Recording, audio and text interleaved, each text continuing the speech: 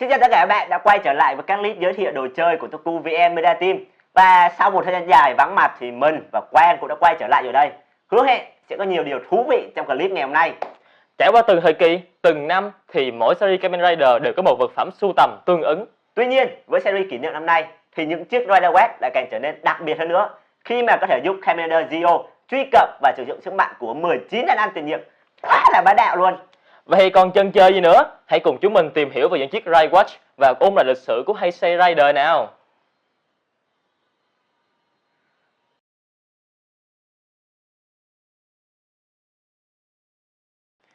Rider Watch là vật phẩm mang hình dáng dạng đồng hồ đếm giờ. Mỗi chiếc đều ẩn chứa một sức mạnh của một Heisei Rider tiền nhiệm. Và bây giờ chúng ta sẽ ngược theo dòng thời gian, bắt đầu với series Kamen Rider Kuuga. Kuuga là Rider khai sinh cho kỷ nguyên Heisei, với nhân vật chính là Godai Yusuke, người vô tình sở hữu sức mạnh của Kuuga cổ đại thông qua Henshin Bell Akuru. Luôn nở nụ cười trên môi cho dù mọi nghịch cảnh, rất phù hợp với trích dẫn. Siêu biến thân với thắt lưng cổ đại, Rider bảo vệ nụ cười, chính là Kuuga.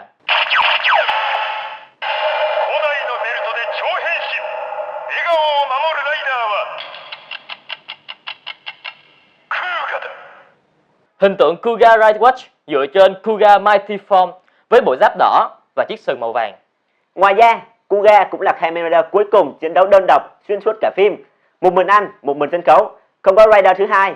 Vào thời điểm bấy giờ thì Kuuga là một cú hit chấn động đánh dấu sự trở lại của Kamen Rider.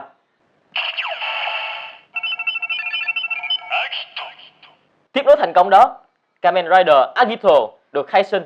Agito được xem là phần phim nối tiếp của Kuuga. Cũng có người cho rằng Agito tồn tại ở vũ trụ song song với Kuuga. Câu chuyện kể về Soichi Sugami, một người mất trí nhớ và có khả năng chuyển hóa thành Agito, anh chiến đấu chống lại bọn Unknown và dần thu thập lại ký ức của bản thân. Trong suốt quá trình, Agito tiến hóa không ngừng nghỉ. Form cơ bản đầu tiên chính là Agito Ground Form. Do đó, tương ứng với trích dẫn, linh hồn thức tỉnh, sức mạnh của đất, Rider tiến hóa vượt bậc chính là Agito.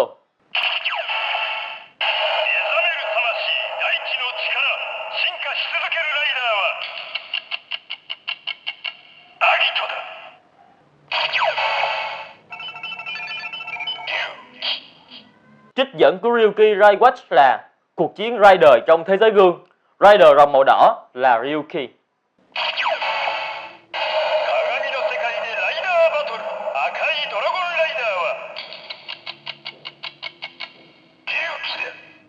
Câu chuyện xoay quanh cuộc chiến của 13 Rider trong thế giới gương nhằm tìm ra người sống sót cuối cùng để đạt được một điều ước. Kido Shinji vô tình nhận được cadet của Yuki khi anh đang điều tra một vụ án mất tích bí ẩn và đã làm bản giao kèo cùng lại Miron Monster để chuyển hóa thành Kamen Rider. Mục đích là bảo vệ người dân khỏi tai họa của thế giới gương gây ra. Ryuki là Rider có tông màu là đỏ chủ đạo, mang hình ảnh của kỵ sĩ với mặt nạ giáp trắng bạc. Linh vật tượng trưng là một con rồng Trung Hoa mang tên Dark Rider. Từ Ryu và Ki nó dịch ra Hán tự thì Ryu là long, còn Ki là kỵ, có thể hiểu là kỵ sĩ rồng.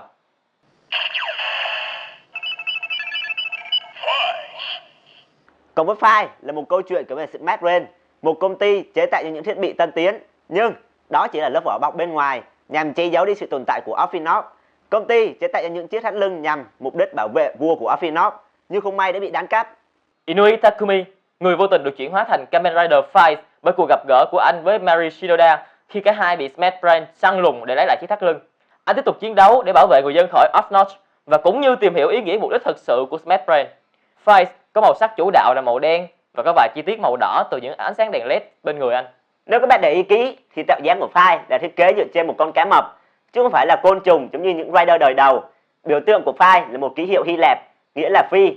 Thiết bị chuyển hóa của anh là một chiếc thắt lưng và một chiếc điện thoại di động với mật mã là 555. Do đó, trích dẫn của Rider Watch sẽ là mật mã chuyển hóa là 555, Rider chuyển hóa bằng điện thoại di động là File.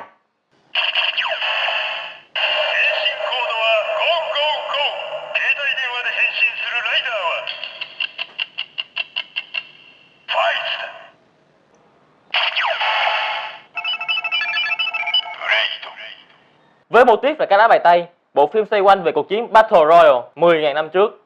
Các Undead bị phong ấn vào các lá bài và thời điểm hiện tại tổ chức Boar đã phá vỡ phong ấn khiến cho một trận chiến mới bắt đầu. Tổ chức này cũng tạo ra các Rider System giúp cho con người sử dụng được sức mạnh của các Undead bị phong ấn. Kenyaki Kayuma có thể sử dụng sức mạnh của các Undead Category A đã bị phong ấn bằng Playbucker để Henshin thành Kamen Rider Play với nhiệm vụ là chiến đấu và phong ấn, bảo vệ con người. Vì thế, trích dẫn ta có là Kamen Rider sử dụng sức mạnh của các Undead bị phong ấn trong các lá bài là Play. カードに封印したアンデッドの力で戦うライダーはブレイドだ。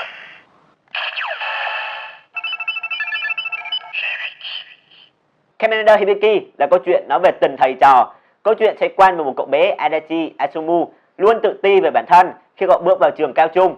Cậu đã gặp phải Hitoshi Hikada là Kamen Rider Hibiki để quan sát anh ấy chiến đấu với các Makamao, học hỏi kinh nghiệm để cải thiện bản thân và cách chiến đấu nhằm mục đích để cậu trưởng thành hơn. Các Rider trong series được gọi là Oni, sử dụng các nhạc cụ với sức mạnh của âm thanh thuần khiết để tiêu diệt Makamo.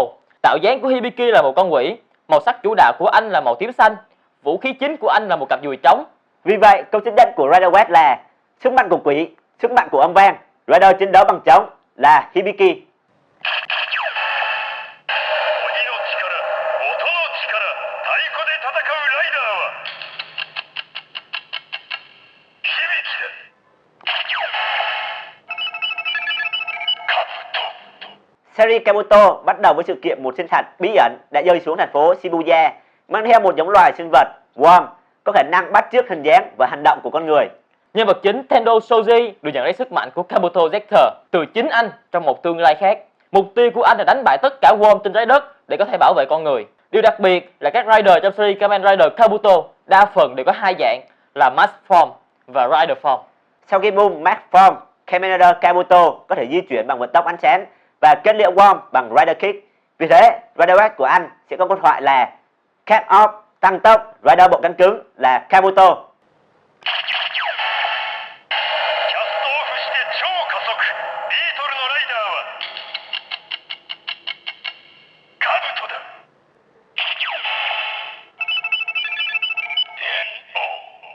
Kamen Rider Den-O, series Kamen Rider thứ 8 của Heisei Rider. Chúng ta đến với rải Ryotaro Nogami, một thanh niên vô cùng hậu đậu, vụng về và luôn lập những vận xui tận mạng. Số phận đưa đẩy anh ấy gặp được gỡ đoàn tàu Denliner và những sinh vật kỳ dị Imagine, đồng thời phát hiện ra bản thân mình chính là điểm đặc dị, người không bị tác động dù tồn tại trong bất kỳ khoảng thời gian nào trong dòng chảy thời gian. Với sự giúp đỡ của các Imagine đồng đội cùng với Den-O River, Yutaro cùng với những Imagine trở thành Kamen Rider Den-O, chiến đấu bảo vệ dòng chảy thời gian, bảo vệ lịch sử không bị thay đổi bởi những thế lực đầy dạ tâm. Rider du hành bằng con tàu thời gian, chiến đấu cùng các Imagine là Yu. 時の列車に乗ってイマジンと戦うライダーは電王だ。キバ。 Tiếp đến là Kiba, Kurenai Wataru, người chuyển hóa thành Kamen Rider Kiba, thừa hưởng sức mạnh và niềm đam mê violon từ cha mẹ mình, tức nữ hoàng Fangai Maya và Kurenai Otoya, nghệ sĩ violon nổi tiếng vào năm 1986. Anh mang dòng máu lai giữa con người và Fangai. Anh chiến đấu với Fangai và du hành thời gian trở về năm 1986 để gặp lại cha mình với sự đồng hành của chú dơi Kivat. Tạo dáng của Kiva là sự kết hợp giữa ma cà rồng và phong cách Gothic. Với màu sắc chủ đạo là màu đỏ và đen kèm theo những chi tiết xiên xích ánh bạc. Wake up là câu nói trong chiêu tác sát Darkness Moon Kick. Có thể hiểu câu nói đó thể hiện sự thức tỉnh, sức mạnh bên trong của anh. Vậy nên trích dẫn sẽ là Wake up mang sức mạnh thừa kế. Kamen Rider ma cà rồng là Kiva. ウェイクアップ受け継がれる力ヴァンパイアのライダーは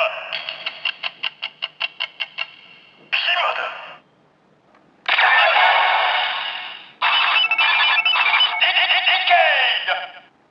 Kamen Rider DK là series Heisei Rider thứ 10 của loạt phim Kamen Rider. Nhân vật chính là Kadoya Tsukasa, một người bị mất trí nhớ và được một cô gái tên là Natsumi trao cho DK Driver khi cô vô tình tìm thấy nó trong đống đổ nát của một tòa nhà. Anh sử dụng DK Driver trở thành Kamen Rider DK, du hành qua các thế giới. Nhờ du hành qua các thế giới mà anh đã thu thập được sức mạnh của các Kamen Rider đời trước, được chuyển hóa qua thành thẻ bài. Anh có thể trở thành Kamen Rider đời trước bằng cách sử dụng các thẻ bài có chứa sức mạnh của họ. Câu nói tương ứng cho anh là Kamen Rider, Rider biến hóa thành nhiều dạng Rider là DK. 仮面ライド。さまざまな仮面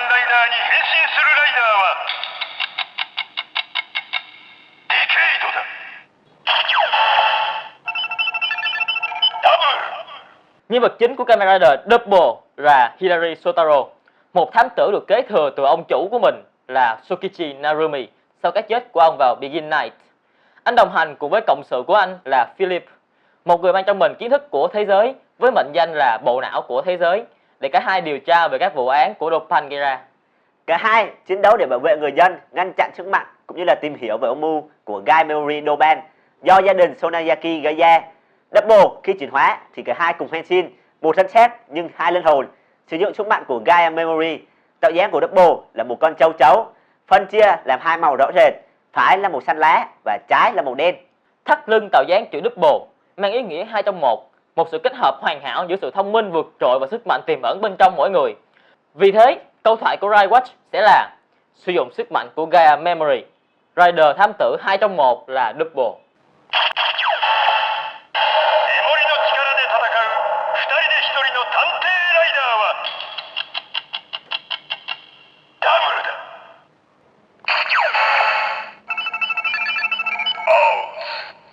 Kamen Rider Ozu là câu chuyện kể về Hino Enji, một anh chàng thất nghiệp đi lang thang khắp nơi du ngoạn và tài sản duy nhất của anh là một chiếc quần đùi. Vào một ngày đẹp trời, anh nhận được Takako Medal. Vô tình, anh gặp được một cánh tay lơ lửng tên là Ankh, một trong những tên Wit được thức tỉnh sau 800 năm bị phong ấn. Anh quyết định chuyển hóa thành Kamen Rider Oz sau khi nhận được Oz Driver từ Ankh và chiến đấu với Greed cũng như Yumi để thu thập tất cả các medal cũng như bảo vệ người dân khỏi các tai họa. Tạo dáng của Ozu tượng trưng cho 3 loài động vật: diều hâu, hổ và châu chấu, tương ứng với Tatoba medal combo mà anh sử dụng. Với màu sắc có 3 màu chủ đạo là đỏ, vàng và xanh lá. Vì thế, câu trích dẫn của Rider Watt là sử dụng medal combo là diều hâu, hổ, châu chấu. Rider mang sức mạnh của động vật là Ozu. メダルのコンボでタカトラバッタ、動物パワーのライダーはオーズだ。フォーゼ。 Kamen Rider Force là series kỷ niệm 40 năm loạt phim Kamen Rider. Câu chuyện kể về Kisaragi Gentaro, một học sinh cá biệt tính tình hòa đồng và vui vẻ. Cậu có một ước mơ, đó là được kết bạn với tất cả mọi người. Trong một tình huống bất đắc dĩ, Zodiac tấn công. Cậu đã giật Force Driver từ tay Kengo, chủ của chiếc Driver, để biến thân thành Kamen Rider Force. Do thấy cậu có thể chiến đấu tốt, nên Kengo đã trao cho cậu Driver để chiến đấu chống lại các Zodiac bảo vệ ngôi trường. Để phát huy hết các sức mạnh của Pose, cậu đã sử dụng những chiếc công tắc có tên là Atron Squid. Atron Squid này có nguồn gốc từ Comet Energy. Câu nói dành cho cậu là vũ trụ đây rồi. Rider sử dụng sức mạnh từ những chiếc công tắc là Pose. 宇宙来た。スイッチの力で戦うライダーは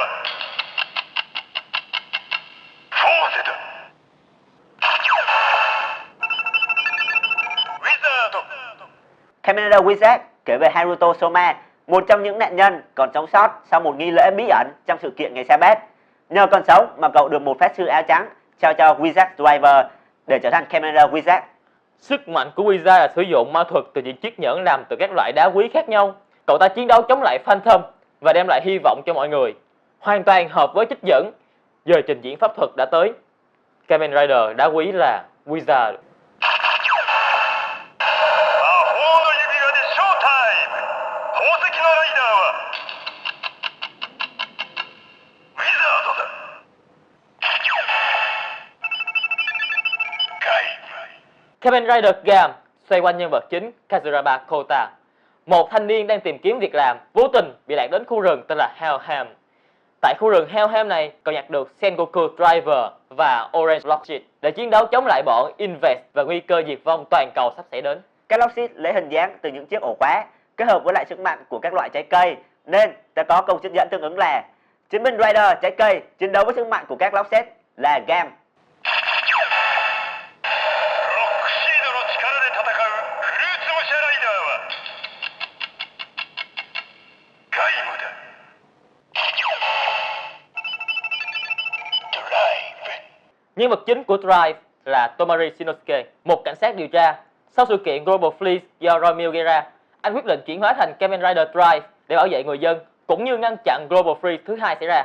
Với sự giúp đỡ bởi những cộng sự của anh là các chiếc ship car và người sáng lập lên Drive System. Grim Stanbell đã bị Roy Mills sát hại. Ông đã lưu dữ liệu ý thức của mình vào một chiếc thắt lưng. Drive có tông màu chủ yếu là màu đỏ với một chiếc lớp xe hơi trên ngực. Phương tiện của anh là một chiếc xe hơi màu đỏ mang tên Tridoron. Phá cách hơn các rider đời trước thì phương tiện chính của anh là xe hơi chứ không phải xe mô tô. Do đó, trích dẫn sẽ là chiến đấu bằng sức mạnh của các shift car. Rider cảnh sát chạy xe hơi màu đỏ là Drive. シフトカーの力で戦う赤い車の警察ライダーはドライブだ。ゴースト。 Với Kamen Rider God Tenkujin Takeru, một anh chàng 18 tuổi sống trong một ngôi đền, anh mang trong người một ước muốn là trở thành một thợ săn ma như cha của mình. Đến ngày sinh nhật, anh đã bị giết bởi Gamma. Anh gặp một ông lão ở thế giới bên kia, trao cho anh sức mạnh của Kamen Rider God là God Driver và giúp anh sống lại, với điều kiện là anh phải thu thập đủ 15 nhẫn cầu danh nhân sau 99 ngày. Nếu không thu thập kịp, anh sẽ mất mạng vĩnh viễn. Tạo dáng của Kamen Rider God là một hồn ma mặc một chiếc áo khoác trùm đầu với màu sắc đen và cam là chủ đạo. Anh chiến đấu bằng sức mạnh của các danh nhân. Mỗi danh nhân sẽ là một hồn ma khác nhau khi anh kích hoạt các nhãn cầu. Phù hợp với âm thanh của Rider Watch sẽ là thừa hưởng sức mạnh của các danh nhân.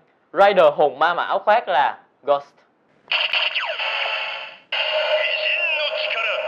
パーカーを着たお化けのライダーはゴーストだ。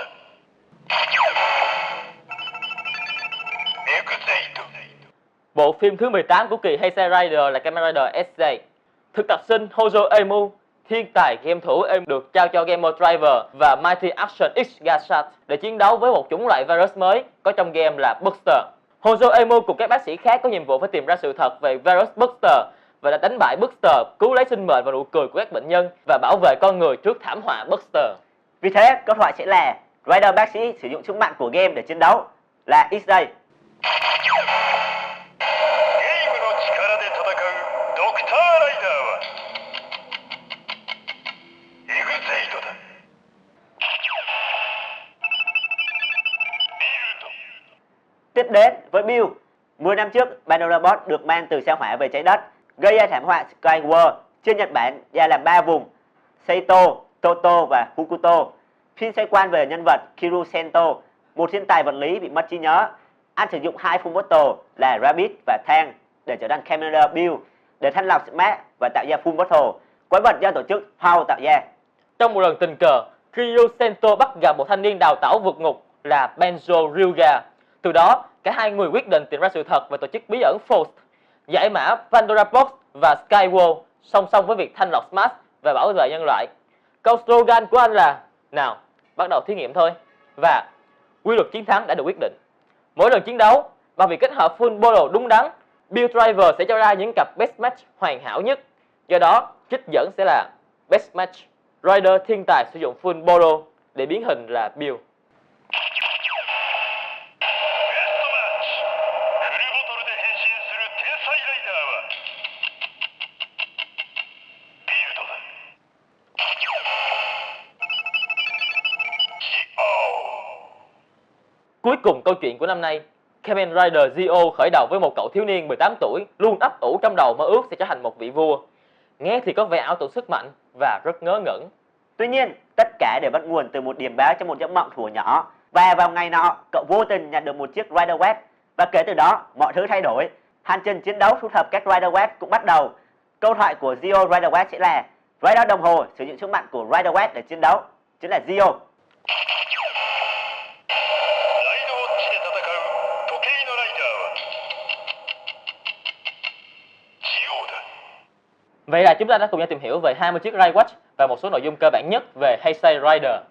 Thông qua clip, nhóm mình mong các bạn sẽ luôn ủng hộ Kamen Rider Series cũng như là các bộ phim về Tokusatsu. Và các bạn nghĩ sao về clip này? Các bạn thích Rider Web nào nhất? Hãy chia sẻ ý kiến của mình bên dưới nhé. Và đừng quên bấm like cũng như là subscribe để ủng hộ cho nhóm. Mình là Cường. Mình là Waka. Cảm ơn các bạn đã quan tâm theo dõi. Xin chào và hẹn gặp lại trong các video lần sau của nhóm. Bye bye!